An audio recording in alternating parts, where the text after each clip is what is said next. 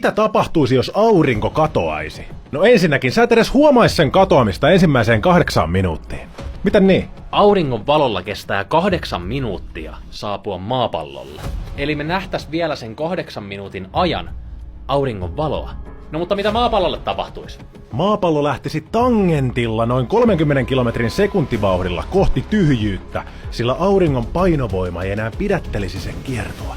Oletetaan, että maapallo lähtisi meidän lähimmän tähden suuntaan. Kauanko meillä kestäisi matkata sinne, tällä avaruusalukseksi muuttuneella pallolla? Noin 130 000 vuotta. Enjoy the ride. No mitä ihmisille tapahtuu kaiken tämän keskellä? Ekojen tuntien aikana järkyttävä paniikki iskee, kun aurinko katoaa.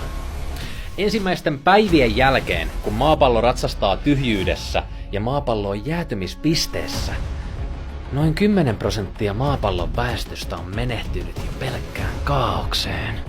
Tässä kohtaa kannattaa olla muskin kaveri. Miksei Pesoka? Viikon sisään maapallon lämpötila putoaa nollaan ja tämän takia useimmat menehtyvät. Toki on muutamia onnekkaita ja älykkäitä, ketkä on hakeutunut lämpöenergisille alueille. Kuten Islanti. Entäs kuukauden jälkeen, kun se aurinko on poissa ja me matkaamme avaruuden tyhjiössä? Tässä kohtaa maapallo jatkaisi kylmenemistään. Ja get this! Ilmakehä jäätyisi ja putoaisi taivaalta maahan. Okei, eli nyt on siis pirun kylmää ja pimeetä. Ja tähän soppaan tuo lusikkaansa myös herra säteily. Riittääköhän suomalaisille joditabletteja ja vessapaperia ja ämpäreitä? Kuka tästä kaikesta muka voi selvitä? No, ei kukaan muu, paitsi herra Karhukainen.